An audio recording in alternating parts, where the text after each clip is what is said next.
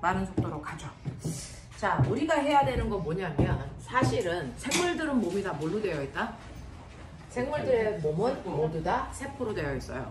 근데 생물들이 키가 크거나 아기를 낳기 위해서는 더 많은 세포들이 필요해서 세포 수를 늘려야 되는 거거든요.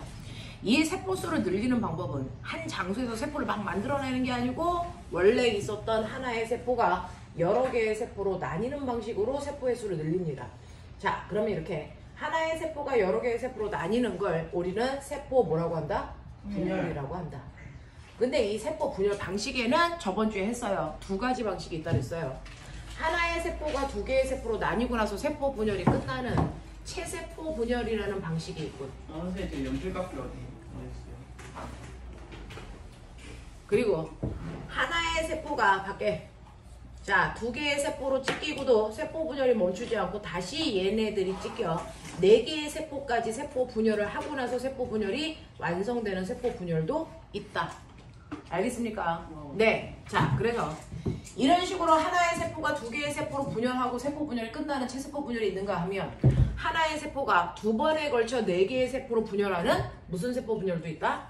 이걸 감수 분열도 있다라고 하는 거고요. 감수 분열의 원래 이름은 생식세포 분열이에요.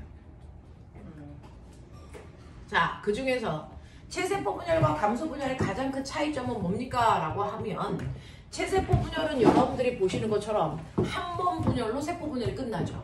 그래서 1회 분열해요. 그렇게 되면 엄마 세포에 비해서 딸 세포의 수가 2배 많아지는 거죠. 그래서 2개의 딸 세포를 만드는 겁니다. 이게 체세포 분열이고요. 감수 분열은 한 번 분열하는 게 아니고 몇 번에 걸쳐 분열한다? 2번에 걸쳐 분열한다. 맞습니까? 자, 그래서 2번에 걸쳐 분열하니까 2회에 쉬지 않고 분열해요. 연속 분열합니다. 그래서 딸 세포를 한 번에 몇 개 만든다? 4개 만들어요. 그래서 4개의 딸 세포를 만들고 세포 분열이 끝나는 세포 분열도 있다. 됐어? 그럼 얘네들의 차이점은 뭡니까? 라고 하면 얘네들의 차이점은 원래 엄마가 자기가 가지고 있는 특징들을 자손한테 그대로 전달하기 위해서는 핵 속에 뭐가 있는데? 핵 속에 뭐가 있었어? 핵 속에 그 염색체. 염색체가 있었어. 됐죠? 핵 속에 염색체가 있는데 그 염색체 속에 있는 정보를 자, A라는 딸과 B라는 딸한테 절반씩 줄까 아니면 똑같이 줄까? 똑같이 주려면 엄마가 염색체를 4개 가지고 있으면 딸들도 염색체를 몇 개씩 가지고 있어야 돼? 4개씩 가지고 있어. 염색체 수의 변화가 없는 세포 분열을 하는 게 체세포 분열이에요. 근데 우리가 앞서서 배운 것처럼 무조건 이 염색체는 아빠도 엄마도 주기 때문에 똑같은 애들이 2개씩 쌍을 이루고 있는 이가염 그 EN이에요. 그래서 염색체가 4개였는데 세포 분열을 해도 딸도 똑같이 EN씩 4개의 세포 염색체를 그대로 가지고 있어요. 그래서 체세포 분열은 아무리 세포 분열을 해도 염색체 수의 변화가 없는 세포 분열을 하는 거죠. 염색체 수의 변화가 없습니다. 이러한 세포 분열을 단세포는 자기의 개체수를 늘리려고 하는 거고요. 다세포는요, 키 크는 뭐를 목적으로 해요? 주로 생장을 목적으로 합니다. 그래서 여러분들 키 클 때는 여러분들 몸속에서 체세포 분열이 왕성하게 일어나고 있는 거죠. 자, 그런가 하면 이러한 감수 분열에 해당되는 생식세포의 가장 큰 차이점은 뭐냐면 결과부터 말씀드리면 엄마가 가지고 있는 염색체가 4개였어요. 그래서 EN이 4였단 말이죠.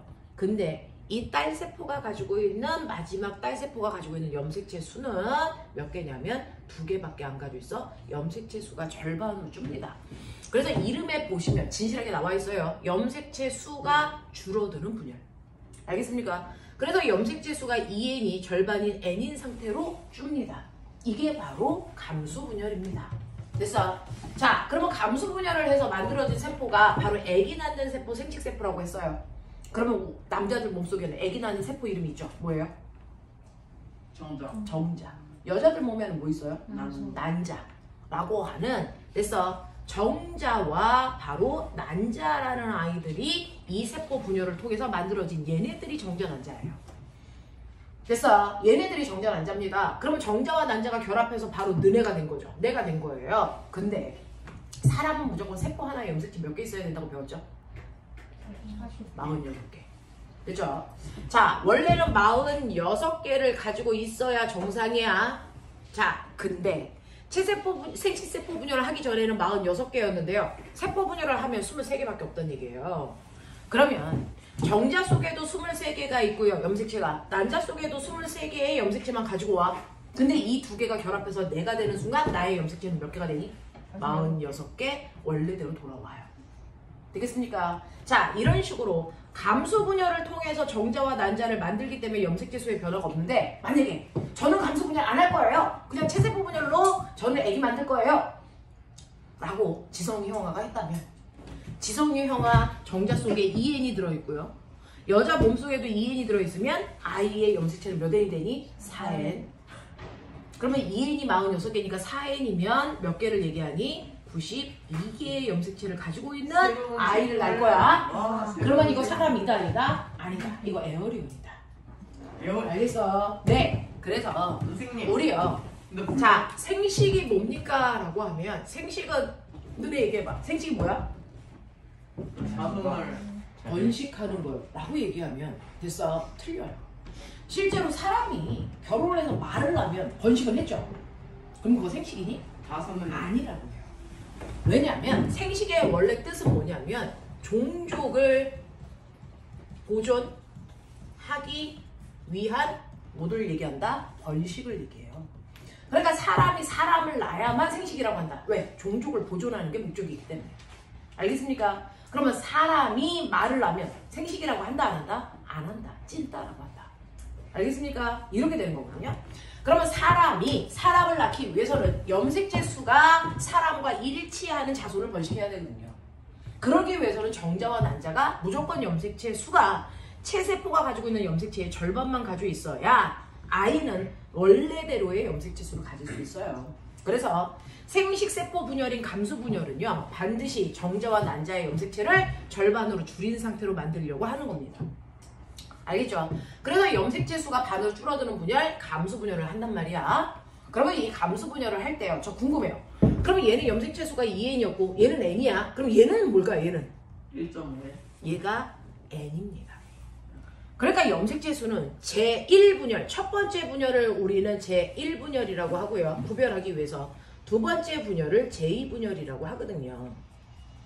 그 중에서 첫 번째 분열할 때 이미 염색체 수는 절반으로 줄고요. 두 번째 분열일 때는 염색체 수의 변화가 없는 분열을 한단 말이야. 그러면 체세포 분열과 차이점은 뭐예요?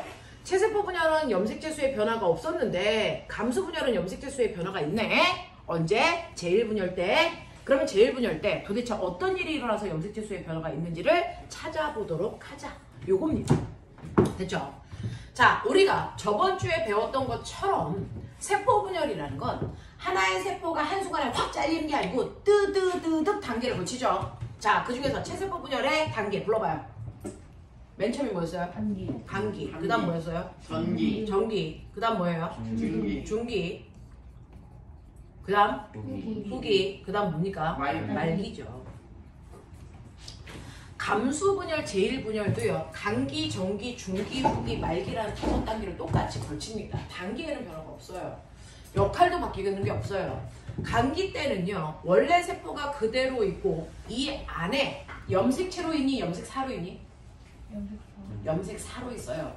그 염색사로 있을 때 감기에서 하고 있는 일은 뭡니까? 라고 하면 세포 분열하기 위해서 똑같은 정보를 자, 그대로 복제해 놓는다. 그래서 감기 때 역할은 DNA를 2배로 복제하는 시기야 라고 했었어요. 됐죠? 그 일을 감수분열, 제1분열 때도 똑같이 합니다. DNA를 2배로 복제해서 염색사가 됐어. 이렇게 똑같은 애가 2개씩 옆에 붙게끔 한단 말이죠. 되겠어? 자, 그랬다가 복제가 끝나고 나면 전 이제부터 세포분열 할래요. 그래서 세포분열이 시작한 시점이 뭐다? 전기다. 그러면 전기 때 어떤 일이 있었는지 기억나죠? 전기 때는 이제 세포 분열을 하기 위해서 핵막이 터져서 핵막이 없어집니다. 그리고 드디어 염색사가 딱딱한 막대기인 염색체로 바뀐다고 그랬어요. 그래서 전기 때는 핵막과 핵 속에 있는 인이 없어진다 그랬고요. 그래서 그거를 없어지는 걸 소실된다 이렇게 표현했어요. 핵막과 인이 소실되는 시점이고 뭔가가 등장하는데 이때 염색사가 바뀌어서 염색체가 등장한다 그랬죠? 자, 그 중에서 체세포 분열 때는요. 아빠가 준 1번 염색체와 엄마가 준 1번 염색체가 딱딱하게 돼서 서로 이렇게 떨어진 상태로 존재한다 그랬어요. 근데 감소 분열 때는 얘가 떨어지지 않고 이 두 개가 붙어버려요. 상동 염색체가 결합되어 있는 상태로 나타나는 특이한 행태가 발생합니다. 상동 염색체들끼리 붙어서 나타난다고요. 그러면 이렇게 원래는 상동 염색체가 떨어져 있어야 되는데 상동 염색체가 붙어서 나타나는 얘 이름이 뭡니까? 바로 얘 이름이 이가 염색체입니다. 이가 염색체가 등장하게 되고요. 얘 때문에 염색체 수가 변합니다. 얘가 주인공이야. 됐어. 이가 염색체가 등장합니다. 됐지?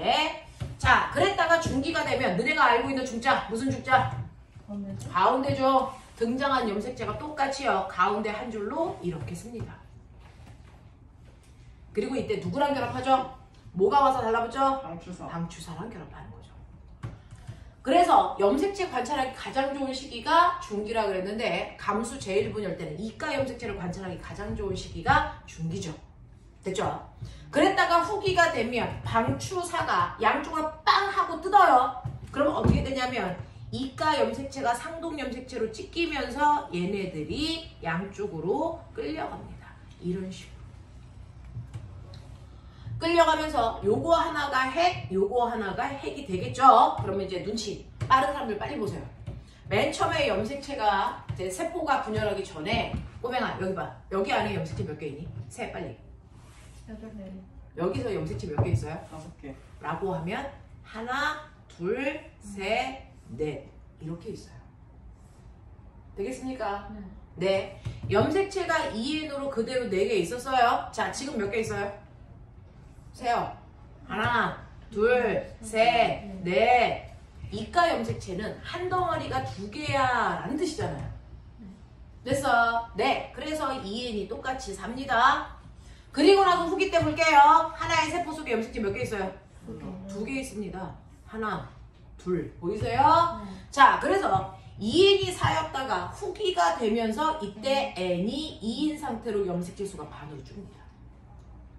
이해가 되죠? 이해가 되죠?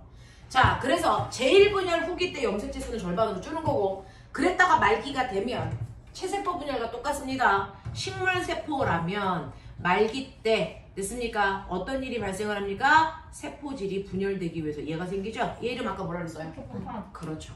세포판이 생겨서 세포질을 나누는 거 똑같이 합니다. 만약에 동물이라면 어떻게 한다 그랬어? 세포질 많이. 됐습니까? 이렇게 해서 하나의 세포가 2개가 되는 겁니다. 됐지? 그래서 감소분열 때는요. 이가 염색체가 생겼다가 찢기면서 염색체 수가 반으로 줄어드는 거기 때문에 염색체 수를 반으로 줄이는 건 이가 염색체의 덕이다. 알겠습니까? 기억해 두십니다. 자, 그리고 나서 세포분열이 끝났어요. 제1분열 끝났어. 그러면 이제 제2분열을 해야죠. 제2분열을 할 때는요. 꼬맹아, 세포분열 단계 어디부터 시작? 다시 불러. 다시 불러. 간기. 간기, 전기. 전기, 중기. 중기, 후기, 말기. 말기죠. 근데 얘는 간기가 없습니다. 간기가 없습니다. 간기 왜 없어요? 간기의 목적이 DNA를 2배로 복제하는 거죠. 근데 잘 보세요. 여기 하나의 세포에 이미 DNA가 2배로 복제되어 있는 거 보이죠? 그러니까 복제할 필요 있니 없니? 없단 말이죠. 그래서 제2분열 때는 간기가 생략되어 있습니다. DNA를 복제할 필요가 없어서. 그래서 막바로 전기로 갑니다. 그러면 전기로 가면 어떻게 합니까? 하나의 세포 속에 아까 그 아이들이 다시 등장. 됐어. 자, 그랬다가 중기가 되면 가운데 한 줄로 서서 방추사랑 다시 연결. 그래서 이따마 여기 봐. 양쪽으로 찢겨서 다시 끌려가. 이런 식으로. 그랬다가 세포판이 생겨서 다시 찢겨. 이게 말기예요. 그러면 봐봐. 세포 분열하기 전에 여기 염색체 수 몇 개? 2개. 같은 애 있어 없어? 없어요. 없죠. 같은 애가 2개씩 있어야 2N인데 하나밖에 없기 때문에 N입니다. 그랬다가 얘네들이 가운데 세워였다가 찢어집니다. 자, 여기 염색체 몇 개 있어요? 2개 있어요. 그래서 세포 분열이 끝나도 염색체 수 2개로 유지되는 거죠. 그래서 보시면 제1분열 때는 염색체 수가 절반으로 줄었지만 제2분열 때는요. 단지 염색체가 염색 분체로 나뉠 뿐 염색체 수엔 변화가 없습니다. 맞습니까? 이렇게 됩니다. 그래서 여러분들이 보시는 것처럼 감수 분열을 할 때는요. 첫 번째 분열 때 염색체 수가 절반으로 줄었고 두 번째 분열 때는 염색체 수의 변화가 없는 분열을 한다. 자, 첫 번째 분열 때 염색체 수가 반으로 줄어들 수 있는 건 이가 염색체라는 게 생겼기 때문이고 이렇게 염색체 수를 절반으로 줄여야 자손을 번식해도 그대로 종족을 보존할 수 있다. 알겠습니까? 이게 감수 분열의 의의입니다. 이해하겠죠? 이해하겠죠? 자, 이런 식으로 해서 여러분들은 감수 분열에 해당되는 내용까지 그래서 빠져있는 거 127페이지까지 마무리, 완성. 그리고 나면 그 뒤에 거 할게요.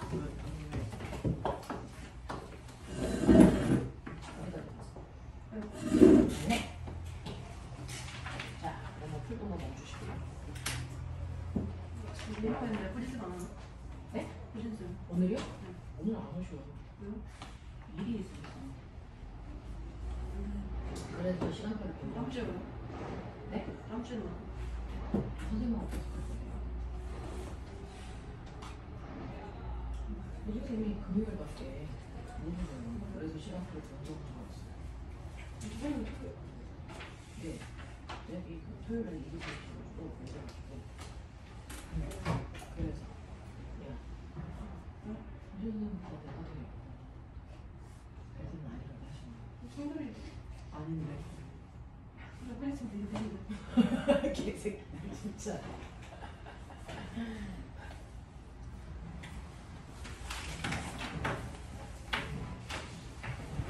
금요일에 학원 끝나면 몇 시야? 9시? 8시부터 10시까지 똑같은 거 하지? 8시니까?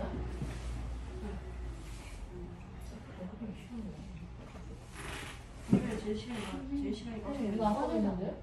안 볼 거야. 그래요? 오늘 문제 풀 동안 그렇게 풀었대. 자, 욕하는 거 다 남겼는데? 자, 내가 언제 그렇게 욕을 했다고 새끼들이? 성공하셨네요. 아니야. 자 이제 제가 야, 해볼게요. 제가 동안 시험 공부해야 돼. 입 닥쳐.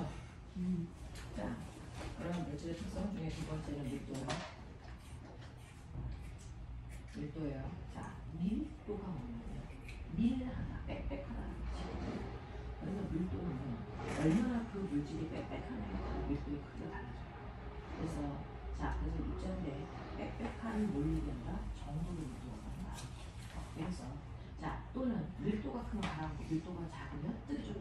그래서 뜨고 가라앉는 성 밀도가 맞죠? 근데 자, 그 중에서요. 이렇게 얼마나 입자가 빽빽하게 있냐라고 했을 때 얘가 빽빽하게 있는 거예요? 얘가 빽빽하게 있는 거예요? 어떤 게 빽빽하게 있는 거예요? 왜? 얘가 빽빽하죠? 선생님, 이거 되게 똑같고 이거 되게 똑같잖아요 라고 얘기하면 할 말 있잖아요. 그러니까 빽빽한 놈들은 똑같은 부피 안에 들어있는 입자수를 얘기하겠죠. 그래서 밀도를 정하는 방법은요. 밀도는 부피분의 뭐였다? 질량이었다. 이걸로 입자의 빽빽한 정도를 나타낸다. 알겠습니까? 그러면 이렇게 빽빽한 정도가 고체일 때는 이 상태이잖아요. 액체가 되면 이렇게 되잖아요. 기체가 되면 이렇게 날아가잖아요. 그러면 같은 물질이 얘는 얼음이 고치고 얘는 물이고 얘는 수중이고 그럼 빽빽한 정도가 다르다고요. 어떤 상태가 제일 빽빽해요? 그렇죠. 맞아요. 그래서 빽빽한 정도의 밀도는요. 같은 물질이라도 상태에 따라 고체 물질의 밀도가 제일 큰 거고 그 다음에 액체고 그 다음에 기체인 거예요. 알겠어요? 네, 이렇게 된 겁니다. 자, 그래서 그 빽빽한 정도는 부피분의 질량으로 계산하는 건데 우리 부피 뭘로 측정해요?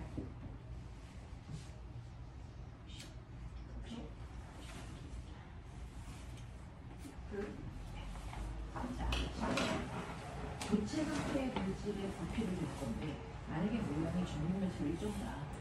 그러면 가로 곱하기 세개 곱하기 몇 하시면 되겠죠? 이건 수학 시간에 하시고요.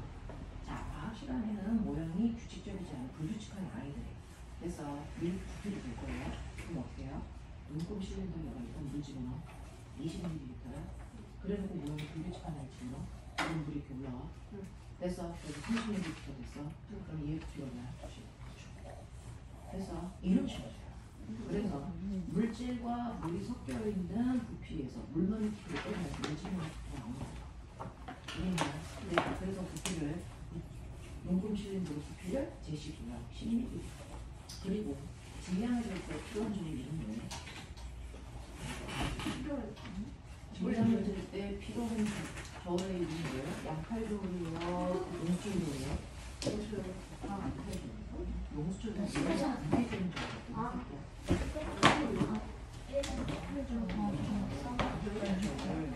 양팔조 또는 위접시적을 지잖아요. 주포주면 네, 전자적으로 주실 수 있고 지구에서는 그렇게 하는 거예요. 그렇죠? 그래서 질량은 양팔적으로 또는 위접시적으로 줍니다. 그래서 10g이라고 하시죠? 그럼 얘는 몇 도가 나니? 계산하시면 1을 넣어서 2를 알겠습니까? 이렇게 돼요. 자, 그래서 이런 식으로 부피와 질량을 측정을 해서 부피분의 질량으로 계산한 값이 밀도고 그 밀도의 크기가 입자의 백백화 정도가 나타내는데 같은 물질이라도 상태에 쌓여서 백백화 정도는 다 쌓고 고체일 때 제일 백백화다. 문제 더할 때입니다. 알겠습니까? 그 다음에 크고 그 다음에 알겠죠? 네. 그랬을 때 어떤 애는 밀도가 커요. A라는 아이는 밀도가 얼마냐면 3이고요. B라는 아이는 2고 C라는 아이는 1이 액체 물질이 버리시죠. 이거 서기가 네. 그럼 7분의 1이죠. 맞아요? 이 중에서 가장 밑에 있는 게 밑도가 큰 거거든요. 그래서 여기 이 중에서 밑도가 제일 큰 거고요. 네. 그 다음 네. 그 다음 됐습니까? 이렇게 된다고요. 그래서 밀도의 크기에 따라서 태고가라는 성질에서 생긴다는 거죠. 되겠습니까? 자, 그러면 이런 식으로 내가 어떤 물질에 부피와 질량을 줬어요. 그러면 이거 가지고 우리는 뭘 계산해야 된다? 밀도를 계산해야 우리는 이게 같은 물질이 다른지 알 수 있다. 되겠어? 자, A 밀도는 B는 C B 2 네. 그러면 이게 같은 문제 있어요? B하고 네. 되겠습니까? 자, 이런 식으로 밀도가 같은 문제는 같은 문제고 밀도가 다른 문제는 다른 문제죠. 자, 그래서 이제 이 중에서 밀도가 제일 큰 거 A죠. 그 다음에 뭐예요? C죠. 그 다음에 B하고 E는 같죠. 그 다음이 D죠. 그래서 이 안에 내주는 물질이 섞여 있잖아요. B하고 E는 같은 물질이에요. 알겠습니까? 이런 거고요. 뜨고 자라는 성질으로 누가 더 크기를 우리는 알수 있다. 이해? 자, 근데 그럼 선생님 교체 상태의 물질이 무조건 밀도 같은 거 맞죠? 왜 그래요? 나도 알아요. 사실은요. 고체가 있고 액체가 있고 기체가 있는데 밀도는 부피 분의 분이 질량이죠. 근데 여기 철덩어리가 있죠. 맨 처음에 철덩어리의 부피가 얼마냐면 1ml였다고 치자. 근데 이게 액체가 되면서 입자가 있고 사이에 더 멀어지죠. 그래서 부피가 10대다고 치자. 야, 기체가 되면 더 멀어지죠? 부피가 100대다고 치자. 그랬을 때요. 질량은 변해 안 변해? 안 변하죠. 그대로 1g, 1g, 1g으로 치자. 되겠어? 그럼 얘의 물도 얼마니? 1. 얘는 0.1. 얘는 얼마니? 0.1. 이렇게 됩니다. 그래서 상태가 바뀔 때요. 밀도가 바뀌는 이유는 질량은 변하지 않는데 그래서 부피가 바뀌기 때문에 밀도가 바뀐다. 어떻겠어? 근데 이 순서의 밀도 크기가 아닌 애가 지구상에 우주에 딱 하나 있다. 뭐지? 몰라. 우리 있어? 알고 봐. 이 개새끼를 진짜 씨. 자, 물은 이 순서가 아니죠. 물은요. 얼음하고 물 중에서 누가 더 밀도가 크나?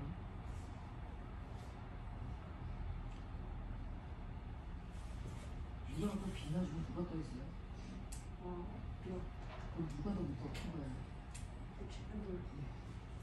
그래서 물의 밀도가 제일 크고요. 그 다음에 얼음이고요. 그 다음 부분이 수증기라는 거죠.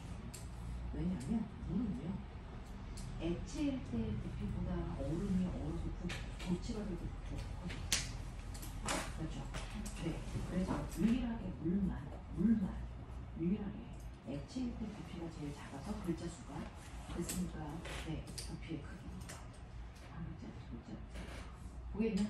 네. 그러면 보거나 부피가 클수록 밀도는 뭐 해줘야 된다? 알겠지? 눈에 이런 얘기예요. 자, 그 다음에 실제로요. 물하고 소금하고 부피의 밀도가 똑같아. 그러니까 물에다가 지금 가는 거지. 근데 소금은 좀 더 적기 때문에 알겠어? 그래서 5% 소금을 10% 소금을 누구의 밀도가 똑같아? 네. 네. 그래서 진하면 진할수록 힘이 더 세집니다. 그래서 우리 사회바다에 가면 사람이 좀 떠다니죠. 너무 진한 소금을 써요. 알겠습니까? 네. 선생님 준기가 제 책에서 다 정답 한 거를 진짜 지웠다 다시 그랬다 이씨. 이거 이따가 숙제를 보내주세요. 안 다쳐! 에이, 영상 찍고 있는 거 아니에요? 너 찍어준다. 저 찍으면 못생겨서 죽을 뻔. 다 풀었어? 채점까지 다 했어? 다 푼 사람들은 채점 하시고요. 그리고 나서 10분 동안 쉬어드릴게요. 통화는 보시고요.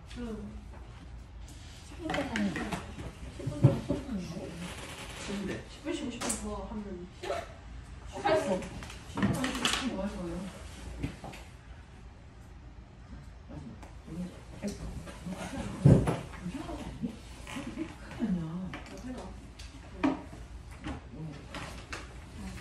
선생님, 쉬는다고 핸드폰 해도 되나요? 죽일래?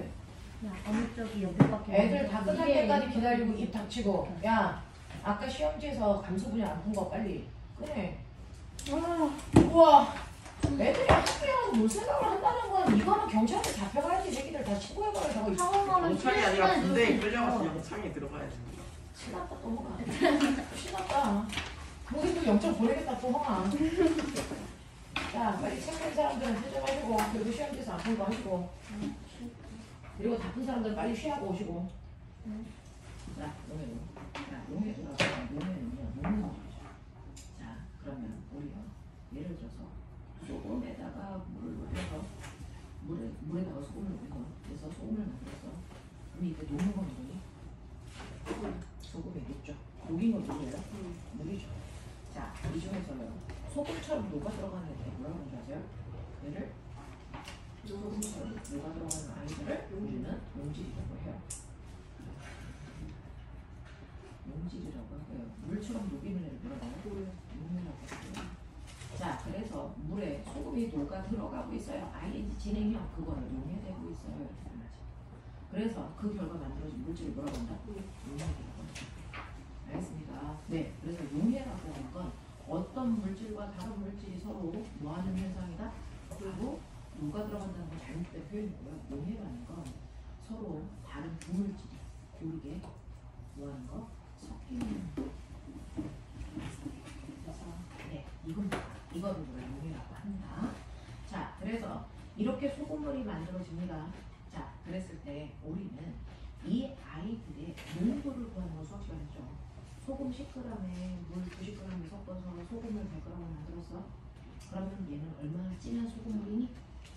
알겠어? 네. 자, 그래서 얼마나 진해라고 하는 짠 정도를 나타낼 필요가 있는데 그게 바로 농도와 용해도라는 것을 나타내는 거야. 그래서 자, 농도 10하고 20 중에 누가 더 짜? 20. 용해도도 10과 20 중에 20이 더 짜. 똑같아요. 됐어? 근데 차이점이 있는데 농도는 그래서 물질을 구분할 수 있는 10%야. 그럼 이거 소금물이야, 설탕물이야? 구분할 수 없잖아요. 그러니까 농도는 물질을 구분하는 물질의 특성이 될 수 없어요. 근데 용해도는 10이야, 20이야, 숫자만으로 누군지를 구분할 수 있단 말이죠. 그게 다야. 그래서 그럼 도대체 이건 어떻게 구분이 되는 거야? 라는 걸 할 건데. 자, 이거 농도가 하시. 소금, 물, 분해, 소금, 곱하기. 네. 그죠? 그럼 얘 소금물이 얼마야? 100분의 소금 얼마야? 10 곱하기 100. 그래서 얘는 얼마? 10% 소금이야. 이렇게 가는 거잖아. 알겠어? 자, 그래서 농도는 계산하는 게 오면은 계산하는 게 아니야. 자, 예를 들어서 여기에 이렇게 물이 있어. 물이 있는데요. 둘 다 물 100g이 있어요. 차이점은 뭐냐면요. A와 B가 있는데 A는